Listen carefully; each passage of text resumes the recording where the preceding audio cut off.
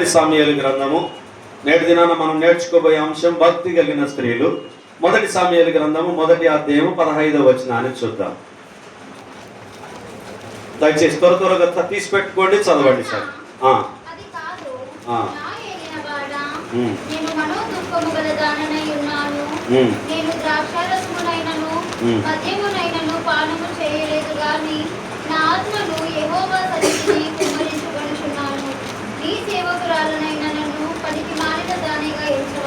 ఏమంటుంది మీ అన్నమ్మ?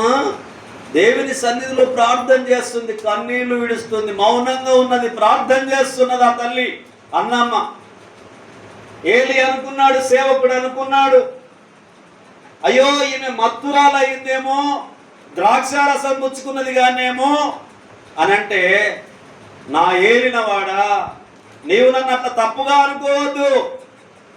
నేను దేవుని గోజాడుతూ ఉన్నా, దేవుని ప్రార్థన చేస్తూ ఉన్నా, నేనేమి మత్తురాలని కాలేదు, దేవుని జ్ఞాపకం చేసుకుంటున్నానని చెప్పి అన్నమ్మ తెలియపరచబడుతుంది. అన్నమ్మ తెలియపరిచిన తర్వాత దేవుడు ఆమె మొరను విని ఏం చేసిండు? ఒక ప్రవక్త అయినటువంటి సమూయేలు గారిని ఆమె గర్భవాసాన ఇచ్చాడు. భక్తిపరురాలైనటువంటి అన్నాకు దేవుడు భక్తిపరుడైనటువంటి సమూయేలు గారిని ఆమెకు గర్భవాసన అనుగ్రహించాడు. భక్తి కలిగిన స్త్రీల గురించి మనం నేర్చుకుంటున్నాం. అన్నం ఎటువంటిదమ్మా? భక్తి కలిగింది, ప్రార్థన కలిగింది, దేవుని మీద ఆధారపడ్డ స్త్రీ. 2వ రాజుల గ్రంథము 22వ అధ్యాయము 14వ వచనాన్ని చూద్దాం. కాబట్టి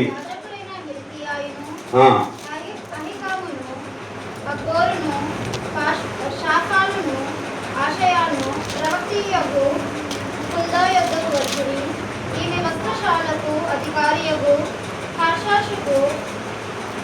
అర్హాషుకు పుట్టిన తిక్వాకు కుమారుడైన షల్లూమునకు భార్యయై యెరూషలేములో 2వ భాగమందు కాపురస్తురాలై ఉండెను. ఈమె యొద్దకు వారు వచ్చి మాట్లాడగా ఈమె వారితో ఇట్లనెను, మిమ్ములు నా యొద్దకు పంపిన వారితో ఈ మాట తెలియజెప్పుడి.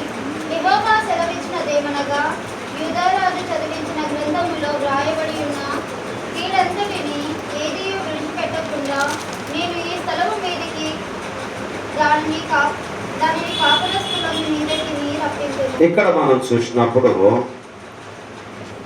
2వ రాజుల గ్రంథం 22:14 వచనం చూసినప్పుడు యెషయా మంచి పాలన గురించి, అలాగనే దేవుని ఆలయము పడిన భాగంలో కట్టుటకు వారిని ప్రోత్సహించెను. ధర్మశాస్త్రము దేవుని ఆలయములో దొరికెను. 15 చూస్తే హుల్దా, ఏం పేరమ్మా ఆమె పేరు? ఆమె పేరు ఏం పేరమ్మా? హుల్దా. ఆమె పేరు హుల్దా. ఈ విషయాన్ని మనం గమనించినప్పుడు ఈ యొక్క స్త్రీ గొప్ప ఆలోచన కలిగి భక్తి కలిగినటువంటి స్త్రీగా మనకు ఉంటూ ఉన్నది. ఈమె ఒక ప్రత్యేకత ఏమిటి అని మనం ఆలోచన చేస్తే, హుల్దా ప్రవక్తిగా ఉన్నది. ఈమె ఎట్లున్నదమ్మా? ప్రవక్తిగా ఉన్నది. ఈమె గురించి 2వ దినవృత్తాంతంలో 34:22లో చూస్తే ఆ విషయం మనకు తెలుస్తుంది. ఈమె భక్తిపరురాలైనటువంటి ప్రవక్త అయి ఉంటూ ఉన్నది. 2వ రాజుల గ్రంథంలో ఎస్తేరు గ్రంథం 4వ అధ్యాయం 16వ వచనాన్ని చూద్దాం. ఎస్తేరు గ్రంథం 4వ అధ్యాయం 16వ వచనము. నీవు పోయి షూషానునందు కనబడిన యూదులనందరినీ సమాజ మందిరమునకు సమకూర్చి నా నిమిత్తము ఉపవాసముండి నా నిమిత్తము ఉపవాసముండి 3 దినములు అన్నపానములు చేయకుడుండి, నేనును నా పనికత్తెలను కూడా ఉపవాసముందుమును. ప్రవేశించుట న్యాయ వ్యతిరేకంగా నున్నను. నేను రాజునందుకు ప్రవేశించుదును, నేను నశించెదను. అటువల్లనే మొర్దెకై బయలుదేరి ఎస్తేరు తనకు ఆజ్ఞాపించిన ఎంతటా ఆజ్ఞాపించిన అంతటి ప్రకారము జరిగించెను. ఇక్కడ ఒక సమస్య ఉంది. ఏం సమస్య ఉంది? రాజుగారి దగ్గరికి ఎస్తేరు గారు వెళ్ళాలి. ఎస్తేరు గారికి తన ప్రజల కొరకు తన ప్రయత్నం కొనసాగిస్తూ ఉంది.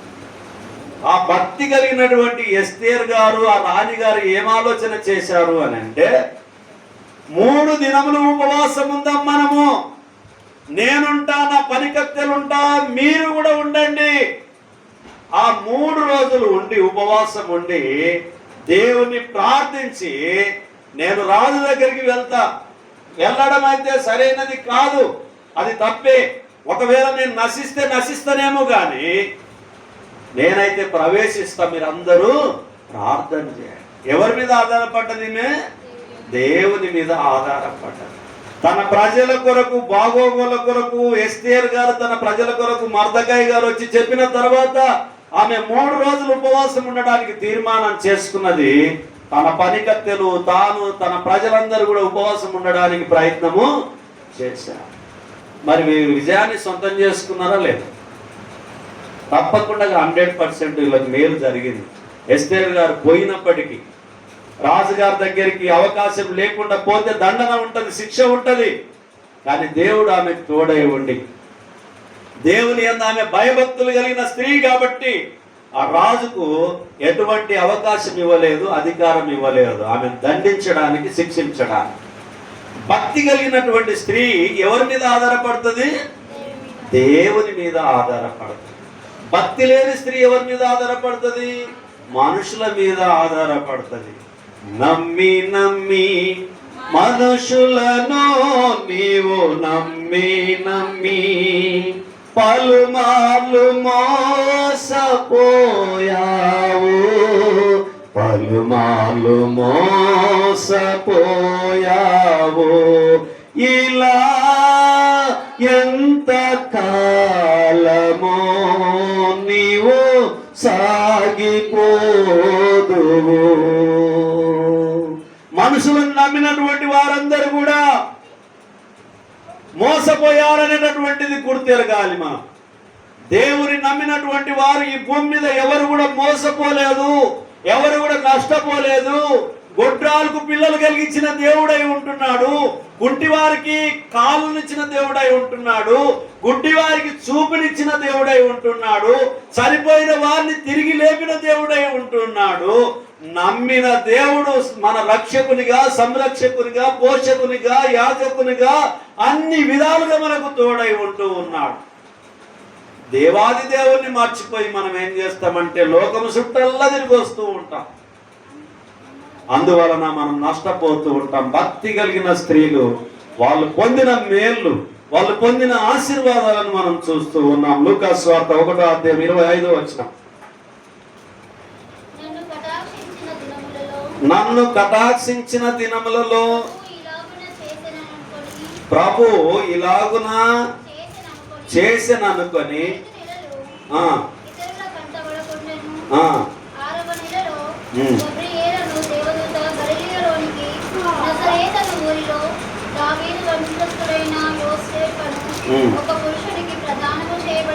ఒక పురుషునికి ప్రదానము చేయబడిన ఎవరి చేత పంపబడిందమ్మా? దేవుని చేత. చదువుతల్లి. ఆ దూత లోపలికి వచ్చి ఆమెను చూచి, దయాప్రాప్తురాలా నీకు శుభము, ప్రభువు నీకు తోడై ఉన్నాడని చెప్పారు. ఇక్కడ మనం ఆలోచన చేద్దాం. ఎవరున్నారమ్మా ఇప్పుడు గర్భవతిగా? ఎవరున్నారు గర్భవతిగా? మరియమ్మ ఏమన్నా పాపం చేసిందా? పరిశుద్ధ ఆత్మ చేత ప్రేరేపింపబడి ప్రవచనాలు చెప్పబడినట్టుగా యేసు ప్రభు వారు ఆమె గర్భవాసన పుట్టడానికి దేవుని చేత పంపబడిన కుమారుడై ఉంటూ ఉన్నాడు. ఆమె ఆ సమాజంలో కొంతమంది దగ్గర నిందలు మోసింది, అవమానాలు భరించింది. కానీ దూత వచ్చి ఏం చెప్తుంది? దయాప్రాప్తులారా, దయాప్రాప్తులారా, దయాప్రాప్తు రాలా అని చెప్పి ఆమెను అభినందించింది. అంటే దేవుని దయను పొందినటువంటి దయాప్రాప్తురాలా అంటే ఆమెను పొగుడుతూ ఉన్నా. అంటే దేవుడే నీ గర్భవాసాన దేవుని కుమారుడు పుట్టబోతున్నాడు అని చెప్పి ఎంత ధన్యకరమైనటువంటి జీవితం మరియమ్మది చూడండి. 38వ వచనం కూడా చూడండి. అందుకు మరియా ఇదిగో అందుకు మరియా ప్రభు దాసురాలను అందుకు మరియా ఇదిగో ప్రభు దాసురాలను నీ మాట చొప్పున నాకు జరుగును గాక నేను అంతట దూత ఆమె యొద్ద నుండి 46వ వచనం. అప్పుడు మరియా ఇట్లా నేను నా ప్రాణము ప్రభువును గణపరుచుచున్నది. ఏం చేస్తుందంటమ్మా? ప్రభువును గణపరుస్తూ ఉన్నది. ఏమి ఆమె ఉప్పొంగలేదు. నాకు పరిశుద్ధాత్మ దేవుని చేత నేను గర్భవాసంలో నాకు పుట్టబోయే కుమారుని పేరు ఇమ్మానుయేల్ అని పెడతారు, నేను ధన్యురాలను గొప్పదాన్ని అని చెప్పి ఏమీ మురిసిపోలే. ఆమె భక్తి పరురాలు కాబట్టి ఆమె మురిసిపోలేదు, ఆమె ఉప్పొంగలేదు, అమర్యాదగా ప్రవర్తించలేదు. దేవుణ్ణి ఏం చేసింది? ఆమె ఘనపరిచి ఉంది. నన్ను ఘనపరచువాని ఏంది నేను, నన్ను బలపరచువాని ఏంది నేను సమస్తము చేయగలను. నీ గర్భవాసాన దేవుని కుమారుడే పరిశుద్ధాత్మ చేత మరియమ్మకు పుట్టినప్పటికీ ఆమె ఉప్పొంగలేదు. ఈ లోకంలో పాపులను పాపిరాళ్ళను కంటున్నటువంటి మనం ఎందుకు ఉప్పొంగాలి? ఆలోచన చేద్దాం ప్రియులా. పాపం లేని కుమారుని కన్నా మరియమ్మనే ఉప్పొంగలేదు. మరి మనము, మన పిల్లలు యేసు ప్రభు వారి అంత పరిశుద్ధత కలిగినటువంటి పిల్లలు ఉన్నారా మనకు? మాట చేత, క్రియ చేత, నడక చేత, చూపు చేత ఏదో విధంగా తప్పిపోయినటువంటి పిల్లలుగా ఉంటున్నారు. తల్లిదండ్రుల మాట వినదొల్లని పిల్లలుగా ఉంటూ ఉన్నారు. కానీ యేసు ప్రభు వారు పుట్టిన తర్వాత యేసేపు గారికి ఎట్లా చేసిండు? ఆయన వడ్రంగి పనిలో సహాయం చేసి ఉన్నాడు. తల్లి మాటను విన్నాడు, తండ్రి మాటను విన్నాడు, తండ్రి కాని తండ్రి మాటను విన్నాడు. మరి మన పిల్లలు కూడా వింటే గొప్ప వాళ్ళు అవుతారు. లూకా సువార్త 2:36, 2వ అధ్యాయం 36 మరియు 33 నుంచి చదువుతాను. యేసేపును ఆయన తల్లియు ఆయనను గురించి చెప్పబడిన మాటలను విని ఆశ్చర్యపడి సిమియోను వారిని దీవించి, ఇదిగో అనేక హృదయాలోచనలు బయలుపరచబడినట్లు ఇశ్రాయేలులో అనేకులు పడుటకును తిరిగి లేచుటకును వివాదాస్పదమైన గుర్తుగా ఈయన నియమింపబడి ఉన్నాడు. మరియు నీ హృదయంలోనికి ఒక ఖడ్గము దూసుకొని పోవునని ఆయన తల్లి అయిన మరియతో చెప్పెను. మరియు ఆషేరు గోత్రికురాలును పనుయేలు కుమార్తెనైన అన్నాను ఒక ప్రవక్తి ఉండెను. ఆమె కన్యత్వము మొదలు 7 ఏళ్ళు పెనిమిటితో సంసారం చేసి బహుకాలము గడిచినదై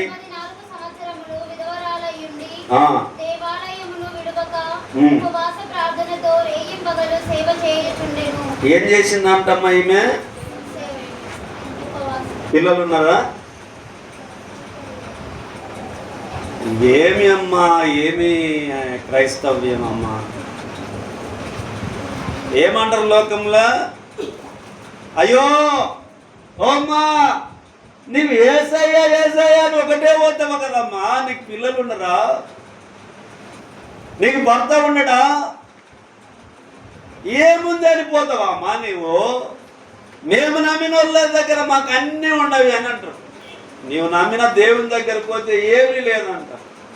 కానీ ఈమెలో ఏముందమ్మా? దేవుణ్ణి మహిమపరచేటటువంటి, ఘనపరచేటటువంటి ఆధిక్యత, భక్తి ఈ స్త్రీలో ఉన్నది. దేవునికి ఏది ఇష్టమమ్మా? ఏది కావాలి దేవునికి? దేవునికి మానవులు ఘనపరిచేది కావాలి. దేవాలయం ఆమె ఈడవక, తన భర్త చనిపోయినప్పటికీ, ఆమె విధవరాలుగా ఉన్నప్పటికీ భక్తి కలిగి దేవుని ఆలయంలో ఉన్నది. భక్తి కలిగిన స్త్రీలు గొప్పతనం ఏంటంటే దేవుణ్ణి వాళ్ళు విడువరు. ఏమున్నా ఏమి లేకపోయినా వాళ్ళు దేవుణ్ణి విడువరు. మీరు నీతి నిమిత్తం హింసింపబడితే మీరు ధన్యులు అని చెప్పి జ్ఞాపకం ఉంచుకోవాలి. ఆ నిందలన్నీ కూడా దేవుడు చూసుకుంటాడు. ఒకరోజు మిమ్మల్ని అవమానపరిచినటువంటి వారిని దేవుడు చూసుకుంటాడు. యెహోవా ఈరే, ఆయనే చూసుకుంటాడు. కాబట్టి నీవు నిరాశ చెందవద్దు. కన్నులు జారిన కన్నీళ్ళు తుడిచెను, ఇప్పటి నుండి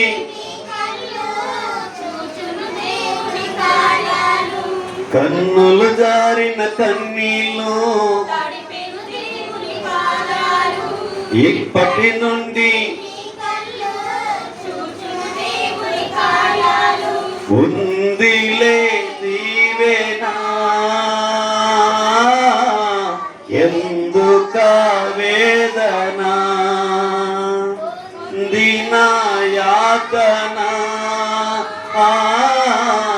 దేవుడే మరచునా. ఆ యొక్క విధవరాలకు పిల్లలు లేకపోవచ్చు, భర్త లేకపోవచ్చు, ఎవరు లేకపోవచ్చు, ఏది లేకపోవచ్చు, కానీ పరలోకమందు ఆమెకు నివాస స్థానము, దేవుని దగ్గర ఉండడానికి నివాస స్థానము ఆ భక్తి పరురాలైనటువంటి స్త్రీకు దేవుడు అనుగ్రహిస్తాడు. అది చాలదా? ఈ లోకమంతా సంపాదించుకొని పరలోకాన్ని పోగొట్టుకుంటే, దేవుని సహవాసాన్ని పోగొట్టుకుంటే ఏమి లేదు. లోకమంతా సంపాదించుకొని నీ ప్రాణాన్ని పోగొట్టుకుంటే ఏమి లాభం అని చెప్పి సెలవు ఇవ్వబడుతూ ఉన్నది. కాబట్టి దేవుని సంపాదించుకోవడమే ఈ లోకంలో గొప్ప ధన్యకరమైనది.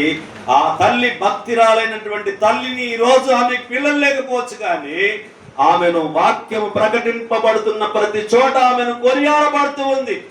భక్తి కలిగినటువంటి స్త్రీల పాత్రలో ఆమె ప్రాముఖ్యంగా ఉంది అనేటటువంటిది గుర్తు చేయాలి.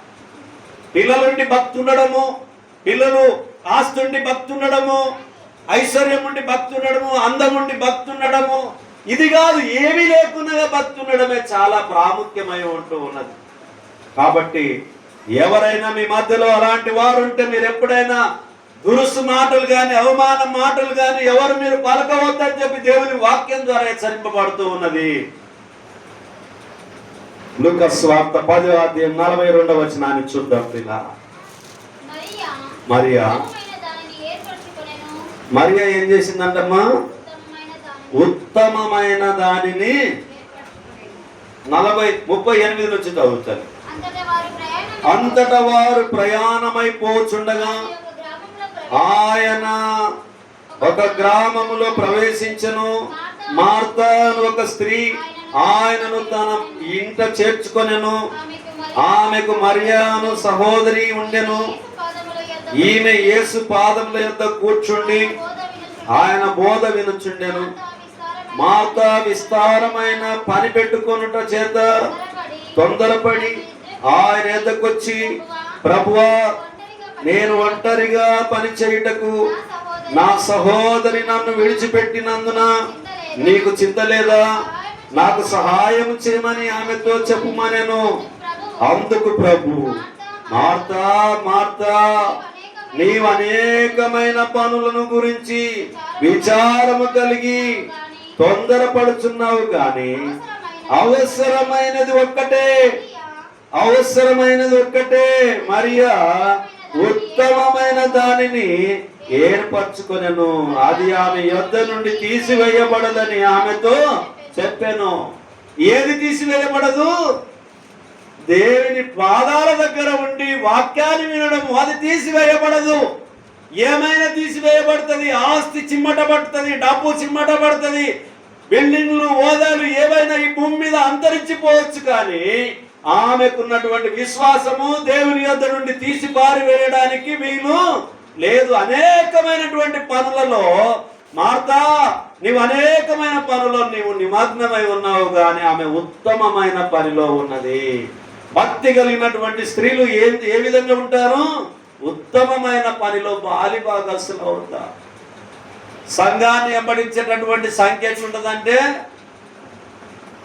తక్కువగా ఉంటుంది, ఎక్కువగా ఉంటుంది. సెల్ ఫోన్లో చూస్తూ ఉన్నాం. చాలా గుంపులు గుంపులు ఉంటుంది, వేలు ఉంటాయి, లక్షల మంది ఉంటారు. దేవుణ్ణి వెంబడించే సంఖ్య 2-3 ఉంటారు. మనం అనుకోవచ్చు అక్కడికి పోతే చాలా బ్రహ్మాండమైనటువంటి వాక్యం ఉంటుంది, చాలా మంది వస్తారు, ఆ బిల్డింగులు చూస్తే చాలా గొప్పగా ఉంటవి, పెద్ద పెద్దగా ఉంటవి, ఆ లైటింగ్స్, ఆ సౌండ్స్ సిస్టము, ఆ చప్పట్లు కొట్టడము, సంగీత వాయిద్యాలు వాయించడము చాలా అద్భుతంగా ఉంటది అని అంటే, దేవుని సన్నిధికి వెళ్ళేది నేను సంతోషపడ్డానిక, దేవుడు సంతోషపడ్డా? ఎవరైనా ఇప్పుడు మనం చదువుకుంటున్నటువంటి స్త్రీలలో ఎవరైనా వారు వ్యక్తిగతంగా సంతోషపడిన సందర్భాలు కనిపిస్తున్నాయా? భక్తి కలిగిన స్త్రీలకు దేవుడు ఏం చూస్తున్నాడు? అంతరంగ సౌందర్యాన్ని చూస్తున్నాడు. హృదయాలోచన ఎరిగినవాడా, హృదయాలోచనలు ఎరిగిన దేవుడై ఉంటున్నాడు. మన హృదయంలో దేవునికి చోటు చేయకుండా చర్చికి వెళ్తే ఎవరు సంతోషపడాలనుకుంటాము? నేనే సంతోషపడాలనుకుంటాం. చాలా వరకు దేవుడు మహిమపరచబడాలనే సంఖ్య తక్కువ ఉంది, నేనే సంతోషపడాలనే సంఖ్య ఎక్కువగా ఉంది. ఎందుకనంటే అంగు, ఆర్భాటము, రంగు, రూపు, రేఖలు వల్ల కలిగి ఉండాలి అని చెప్పి ఇంతకుముందు మనము సౌందర్యం వ్యర్థం అని చెప్పి మనం చూసినట్టుగా పిల్లగానికి అందాన్ని చూసినట్టుగానే చర్చికి వెళ్తే కూడా గోడలు మంచిగా లేవా, సౌండ్ బాగుందా లేదని చూసి అక్కడికి వెళ్ళే సంఖ్య కానానుకు ప్రయాణమైన 6 లక్షల పై చిలుకు సంఖ్య కన్నా ఘోరమైన పరిస్థితి. ఎంతమంది చేరిందమ్మా కానానుకు వెళ్ళినటువంటి సంఖ్యలో? కాలేబు, యెహోషువ మాత్రమే చేరారు. లక్షలు చేరలేదు. మనం కూడా ఏం చేయాలి? దేవుని దగ్గర చేరే ఆలోచన నిర్ణయం తీసుకోవాలి. ఉత్తమమైన పని కొరకు ఆలోచన చేయాలి. దేవుని వాక్యం చెప్తుంటే వాక్యం కరెక్ట్ ఉందా లేదా అని అది పరిశీలన చేయాలి. మనము తప్పుడు బోధను అంగీకరించకూడదు, తప్పుడు విధానాన్ని అంగీకరించకూడదు. వాక్యము కాకుండా వేరొకటి మీ మధ్యలోకి తీసుకొని వస్తే వందనాలు కూడా చెప్పకూడదు అని చెప్పి దేవుని వాక్యం సెలవిస్తూ ఉంది. ఖచ్చితమైన వాక్యము నేను చెప్పకపోతే నాకు శ్రమ.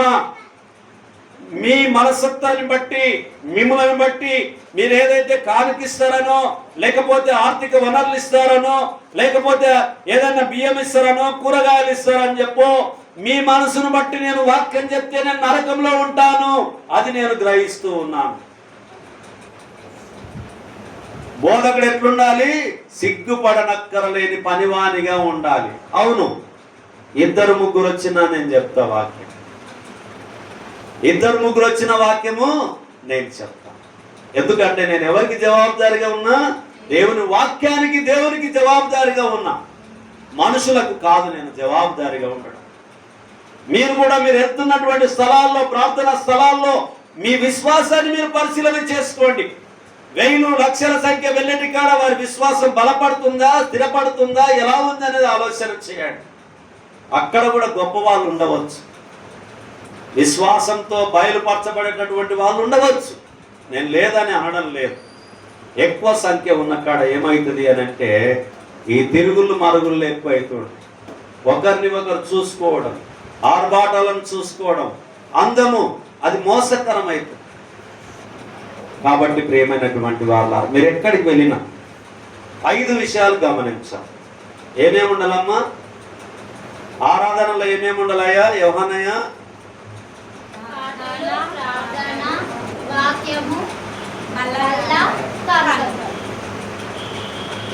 ప్రార్థన, పాటలు, వాక్యము, బల్ల.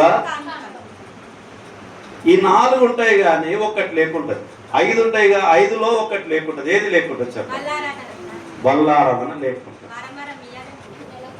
ఎందుకు అని అంటే ఇంకా నీవేమన్నా ఉంటే పాపం చెయ్యనే అవకాశం ఇచ్చినట్లు. ఏం ఆలోచన? భక్తిని పెంపొందించేది కాదది. ప్రతి వారము నిన్ను నీవు సరిచేసుకొని ప్రార్థన పూర్వకంగా బలలో చేయి వేయడము చాలా ప్రాముఖ్యము, వాక్యానుసారమైనదిగా ఉంటది. మా కానుకలు ఒక్కటి వస్తే చాలు అనుకునే సంఘాలు చాలా మంది ఉన్నారు. నీ జీతం ఎంత వస్తుందయ్యా? 1,10,000 రావాలి చూడయ్యా. ఈ లెక్కలు వేసుకునే సంఖ్య చాలా మంది ఉంటూ ఉన్నారు. దయచేసి మీరు అటువంటి ఉద్దేశం కలిగినటువంటి వారికి సహాయం చేయవద్దండి. ఇచ్చే వాళ్ళు ఎట్లుండాలి?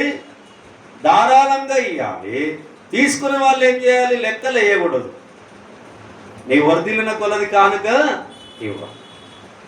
ఇప్పుడు నీ జీతం మీద నా జీతం మీద లెక్కేసుకొని ఉన్నామనుకో, నా ప్రార్థన ఎటువైపు పోతుంది? కానుకపేట తెరిచి ఎందుకో యోహానాయకి ఈసారి 1,00,000 రూపాయలు వచ్చేది ఉంటే 10,000 వేసిలేడు ఎందుకు అని చెప్పి నా విశ్వాసం దెబ్బతింటది. ఆ 10,000 వేయకపోవడం అతని పొరపాటు అవుతుంది. 10,000 వేసిలేడని నేను కూడా ఆలోచనలో పడిపోతాను. గుడ్డెద్దు చేనులో పడినట్లయితే ఏమవుతుందమ్మా? గుడ్డెద్దు చేనులో పడినట్లయితే. కాబట్టి భక్తి చెడిపోతుంది. డబ్బు వైపు చూస్తే భక్తి చెడిపోతుంది. నేను కూలి చేసుకున్నా పర్వాలేదు, ఏ పని చేసినా పర్వాలేదు, కానీ దేవునికి ఆయాసకరమైన జీవితం నాలో ఉండకుండా చూసుకోవాలని నేను అనుకోవాలి, మీరు కూడా అదే అనుకోవాలి. ఎందుకంటే మనం పరలోకానికి వెళ్ళే వారసులమై ఉన్నాము. పరదేశంలో విశ్రాంతిలో ఉండే వారసులమై ఉంటున్నాము. దాని కొరకే మన ప్రయత్నమై ఉంటున్నది భూమి మీద. దాని కొరకు భక్తి కలిగినటువంటి తల్లులు, స్త్రీలు గొప్పవారిగా మనం ఉండాలి. ఇంకొక మాట చూద్దాం. లూకాసు అపోస్తల కార్యం 16వ అధ్యాయం 14వ వచనం. అప్పుడు లూదియా అను దైవభక్తి గల స్త్రీ వినుచుండెను. ఆమె ఊదారంగు పొడిని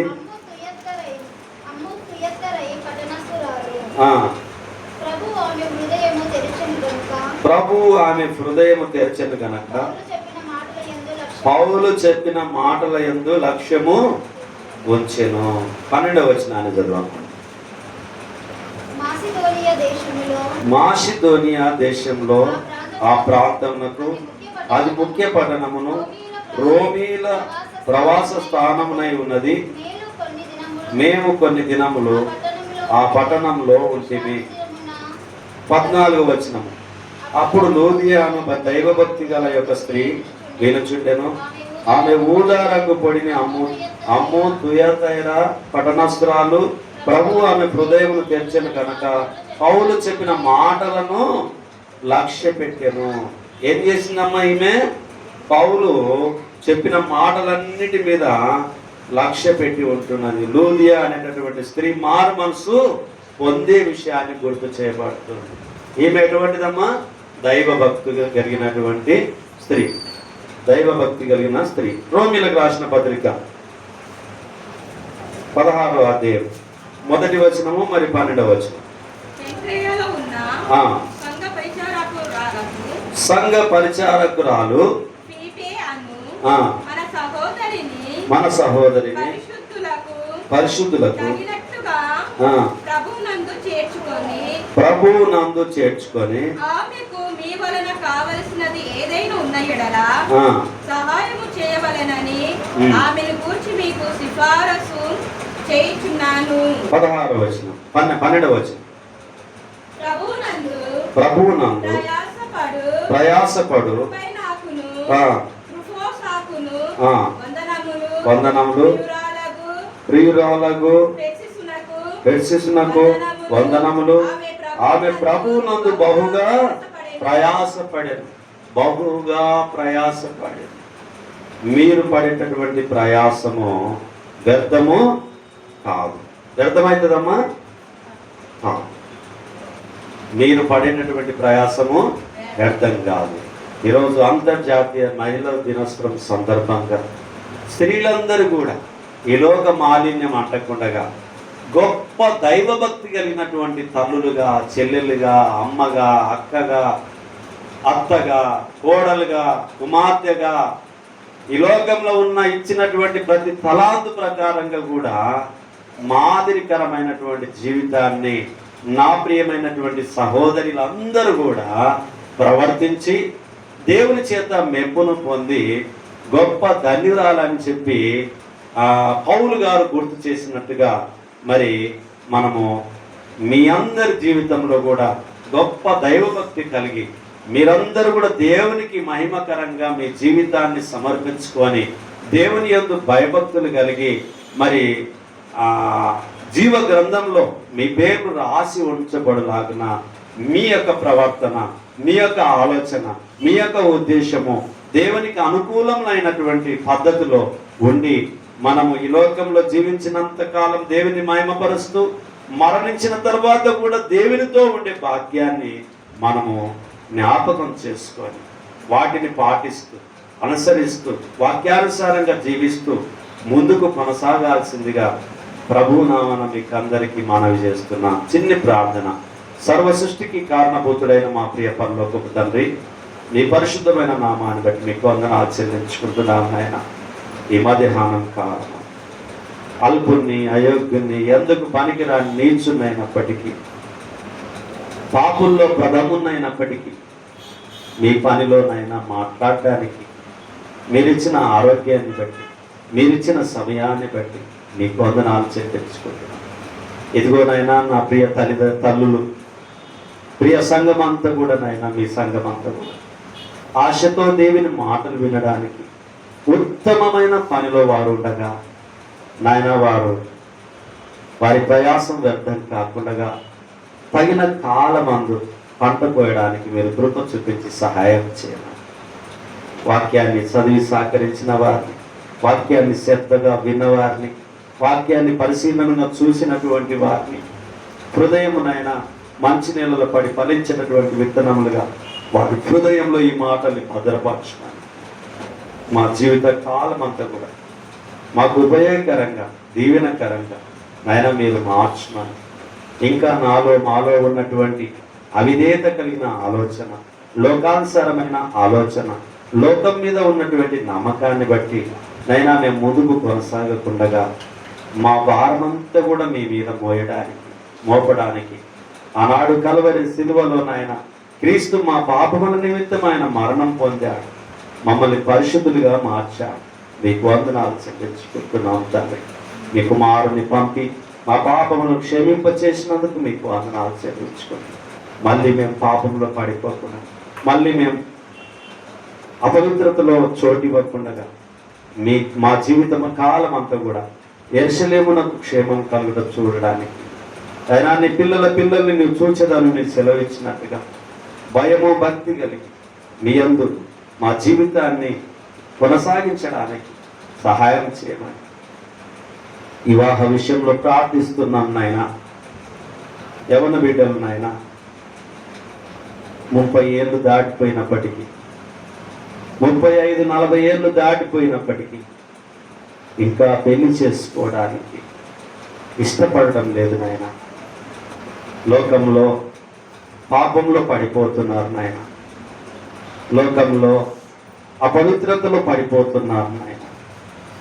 మోహపు చూపుతో చూచు ప్రతివాడు అప్పుడే తన హృదయమందు వ్యభిచరింపబడునని చెప్పి సెలవిచ్చినట్టుగా తల్లిదండ్రులకు లోబడకుండా, దేవుని మాటకు లోబడకుండా కుటుంబాలు నష్టపోతూ ఉన్నటువంటి ఈ తరుణంలో వాక్యం ద్వారా వీక్షిస్తున్నటువంటి మా ప్రియులందరితో మీరు మాట్లాడమని నాయనా, మీరందరూ వాక్యం చేత వారిని గద్దించమని, ఇంకా ఎవరైతే దేవునికి దూరంగా తల్లిదండ్రులకు వ్యతిరేకులుగా ఉంటూ ఉన్నారో వారి మనసును నెమ్మదిపరిచి వారిలో ఉన్న ఆయాసకరమైనటువంటి స్థితిగతులను తీసివేసి ఆయన నెమ్మదితో నింపి తల్లిదండ్రుల మాటను గౌరవించి దేవుని మాటను విధేయతతో అంగీకరించి ఆరాధిస్తూ ముందుకు కొనసాగడానికి మీరు సహాయం చేయమని అనారోగ్యంగా ఉన్న మా ప్రియులందరి కొరకు జ్ఞాపకం చేసుకుంటున్నాం.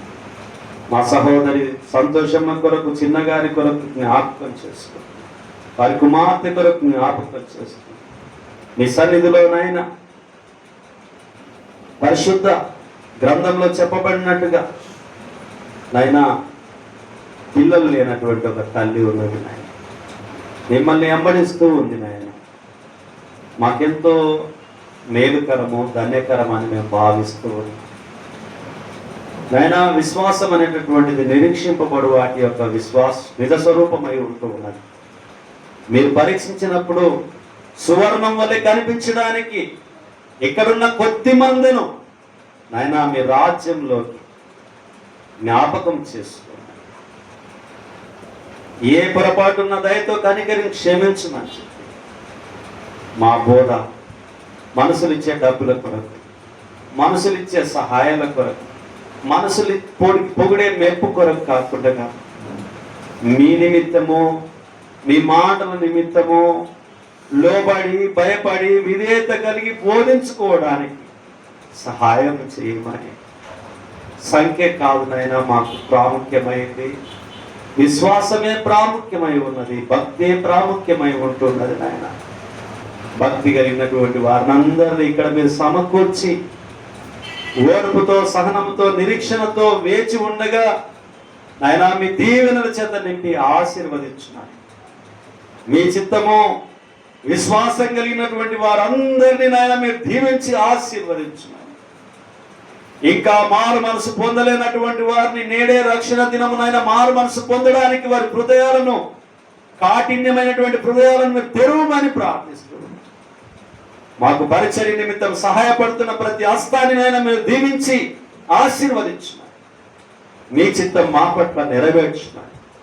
లోకమును దాని ఆశ గతించిపోతున్నాయి కానీ దేవుని చిత్తాన్ని జరిగించిన వారు నిరంతరం నిలిచి ఉంటారని మీరు సెలవించినట్టుగా మేమందరం నిరంతరం మీ అందు నిలిచి ఉండే భాగ్యాన్ని సహాయం చేయమని ఈ మనవులు మీ కుమారుడు, మా ప్రాణరక్షకుడు, మాకై మరణం పొంది సమాధి చేయబడి తిరిగి లేచిన నజరేయుడైన యేసుక్రీస్తు అతి పరిశుద్ధమైన నామంలో ప్రతిమాలి అడిగి వేడుకొని ప్రార్థించుచున్నాము తండ్రి.